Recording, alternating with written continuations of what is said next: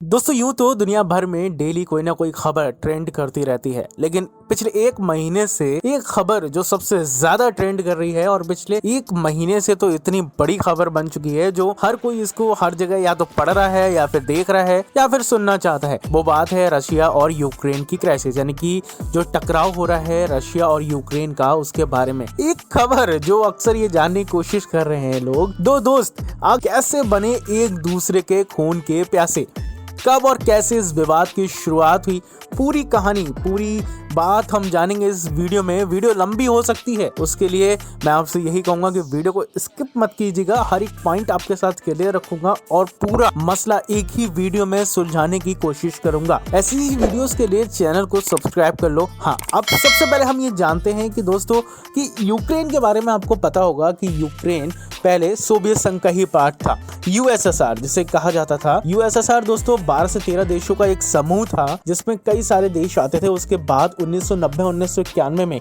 ये यूएसएसआर टूटा। उसका एक अलग विषय है, अगर आप इसके बारे में आप जानना चाहते हैं कि कैसे यूएसएसआर टूटा, कौन कौन से देश थे, आखिर कैसे अलग हुए, तो वो हम आपको अगली वीडियो में एक अलग सेपरेट वीडियो में बता देंगे। अगर आपको चाहिए हो तो कमेंट बॉक्स में टाइप कर दीजिएगा। दोस्तों यूक्रेन है ना, वो जो दुनिया है उसमें से कई बड़े देशों की श्रेणी में आता है। ये देश काफी बड़ा है, यूरोप में तो बड़े देशों की श्रेणी में से एक है। अगर फिर भी हम बात करें तो रूस के बारे में तो हम सभी जानते ही हैं, इसके ऊपर एक फैक्ट वीडियो बना चुका हूं रूस के बारे में। दोस्तों इस वीडियो को जरूर देखिएगा, आई बटन पे आपको मिल जाएगी। दोस्तों रूस और यूक्रेन यूरोप के दो बड़े देश हैं, लेकिन जो रूस है ना वो क्षेत्रफल में यूक्रेन से 28 गुना बड़ा है। अगर हम भारत से तुलना करें तो जो रूस है वो भारत से 5 गुना बड़ा है, वहीं यूक्रेन भारत से 3 गुना छोटा है।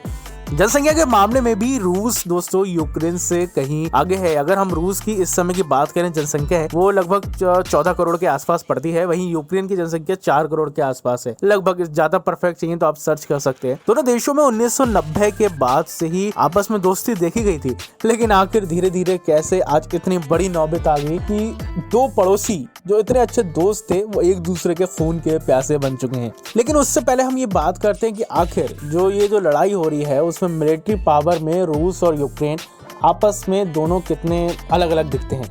दोस्तों रूस के पास दुनिया की सबसे बड़ी शक्तिशाली सेनाओं में से एक है। यह देश उन देशों की श्रेणी में भी आता है जो 5 ऐसे टॉप 5 देश हैं जो सालाना बहुत ज्यादा खर्च अपने मिलिट्री पर करते हैं। साल 2020 की बात करें तो रूस ने अपनी सेना पर कहीं ज्यादा खर्च किया था। दोस्तों आपको पता है कि रूस की सेना अगर अमेरिका की बात करें तो उसके बाद सबसे शक्तिशाली सेना है, तो ऐसे में यूक्रेन की सेना तो रूस के सामने कहीं भी नहीं टिकती। तो इस लड़ाई की शुरुआत दोस्तों बहुत पहले ही हो चुकी थी। अक्सर इसके बीच जो बोल गए ना वो 1939 से 1945 के समय की बात है, जब दूसरा विश्व युद्ध चल रहा था, जिसमें अमेरिका, फ्रांस और यूएसएसआर जिसका फुल फॉर्म है सोवियत सोशलिस्ट रिपब्लिक संघ, जो पहले 12 से 13 देश थे ना, यूक्रेन भी उसी में आता था। उस समय की बात है कि अमेरिका, फ्रांस, सोवियत संघ, यूएसएसआर और ब्रिटेन ने मिलकर इटली और जापान और जर्मनी के खिलाफ युद्ध किया था। इस दौरान 1945 में अमेरिका ने सबसे आगे निकलते हुए जापान पे परमाणु बम गिरा दिया था और इसी के साथ दूसरा विश्व युद्ध भी खत्म हुआ था। हालांकि यहाँ पर यूएसएसआर को ये बात चुप गई कि अमेरिका उसके साथ था, उसके साथ लड़ाई लड़ रहा था। अमेरिका के पास इतने घातक हथियार था, उसने अपने सहयोगी को ही नहीं बताया। यहीं से दोनों देशों के बीच कोल्ड वॉर की शुरुआत हुई। अब ये भी अलग टॉपिक, कोल्ड वॉर क्या थी, इसमें एक भी गोली नहीं चढ़ी, मतलब अमेरिका और रूस आपस में नहीं लड़े, बट कई देशों में आपस में संघर्ष हुए, लड़ाई हुई, कई देश आपस में बटे भी। वो एक अलग चर्चा का विषय है, आप कहोगे तो उस पर हम वीडियो बना देंगे।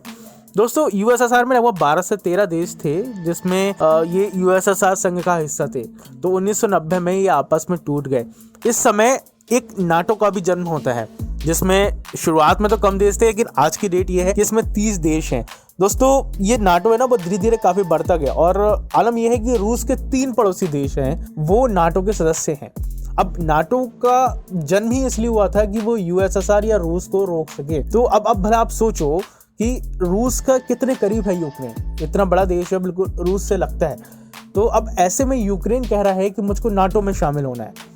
अब नाटो में शामिल होना कोई बड़ी बात नहीं, चलो संघ है, बहुत देश बनते हैं, लेकिन नाटो एक अलग ही चीज है। इसमें क्या है कि एक इनका एक बना रखा है इन्होंने कि अगर नाटो में जो 30 देश है उन देशों पर कोई भी देश अगर हमला करता है तो ये 30 देश एक साथ मिलकर उस देश को धोएंगे जिसने उस पर हमला किया। तो ये एक चीज सबसे बड़ी दिक्कत करती है रूस के लिए। और नाटो में एक ऐसा भी प्रावधान है कि आपस में मिलिट्री शेयर कर सकते हैं। अब मान लो कल को यूक्रेन नाटो में शामिल हो गया तो अब नाटो की पॉलिसी के अकॉर्डिंग अमेरिका की सेना किसी भी नाटो देश में जा सकती है। तो अब एक जो दुनिया के सबसे दो बड़े दुश्मन हैं रूस और अमेरिका, अब अमेरिका की सेना बिल्कुल रूस के सीमा पे नहीं आ जाएगी क्योंकि नाटो की पॉलिसी के अकॉर्डिंग तो कोई भी देश की सेना किसी भी नाटो देश में जा सकती है। तो अब ये बात रूस को कैसे पसंद आएगी? तो यही वजह है कि रूस कई सालों से कहता रहा यूक्रेन से कि भाई आप नाटो में शामिल मत हो, बट जितना रूस ने कहा उससे ज्यादा यूक्रेन ने दिलचस्पी दिखाई नाटो में शामिल होने की। तो यहीं से ही तो दिक्कत हुई। तो नाटो में शामिल होना चाहता था जो यूक्रेन है, कई दिनों से इसकी चर्चा हो रही थी। अब अमेरिका और नाटो देश इसको चाहते हैं कि एक और देश को वो अपने संगठन में शामिल कर लें। दोस्तों लेकिन ऐसा नहीं था। 1991 में जब यूएसएसआर से यूक्रेन अलग हुआ था तब उस समय रूस यूक्रेन के साथ खड़ा था।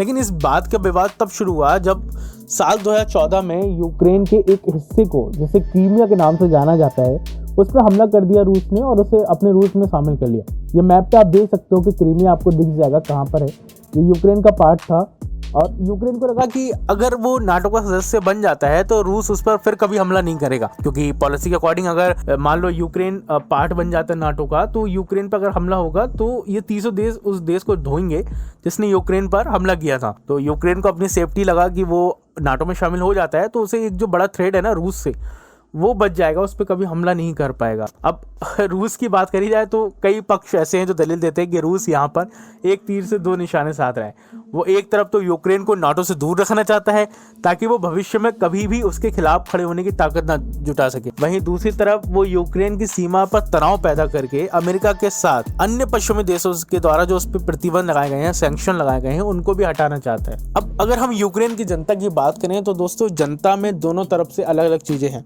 जहाँ पे आप रूस के पार्ट देख सकते हो ना, रूस से जहाँ यूक्रेन की सीमा लगती है, वहाँ पे ये लोग ये चाहते हैं कि वो रूस में शामिल हो जाएं क्योंकि उन्हें वहाँ पे रशियन का थोड़ा जो प्रभाव है वो है।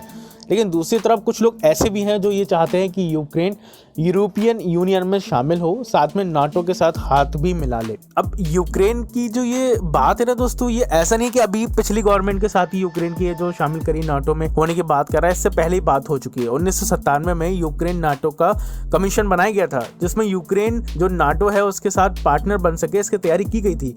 साल 2008 में यूक्रेन ने खुलकर कहा कि वो नाटो का मेंबर बनना चाहता है। इससे पहले कभी यूक्रेन ने कहा नहीं था। इस दौरान यूक्रेन को नाटो से मैसेज मिला कि वो मेंबरशिप की तैयारी कर ले। साल 2014 में यूक्रेन की संसद ने एक विधान भी पारित किया जिसमें कहा गया कि नाटो की सदस्यता पाना यूक्रेन की विदेश नीति का एक बड़ा उद्देश्य रहेगा। अब ये चीज रशिया को बुरी लगी और दिसंबर 2021 में तो जो नाटो के जो चीफ थे वो यूक्रेन के राष्ट्रपति से मुलाकात भी करते हैं। इधर नाटो को लेकर यूक्रेन की सक्रियता को देख रूस ने सीमा पर अपने फौजों की तैनाती शुरू कर दी और विवाद इतना बढ़ गया। रशिया ने कई बार कहा यूक्रेन से कि आप मत शामिल होने की कोशिश करो, ऐसा नहीं है, कई बार कांटेक्ट किया गया, बट यूक्रेन की जो करंट गवर्नमेंट है वो कहा जाता है कि प्रो नाटो है और प्रो यूरोपियन यूनियन है, वो शामिल होना चाहती है।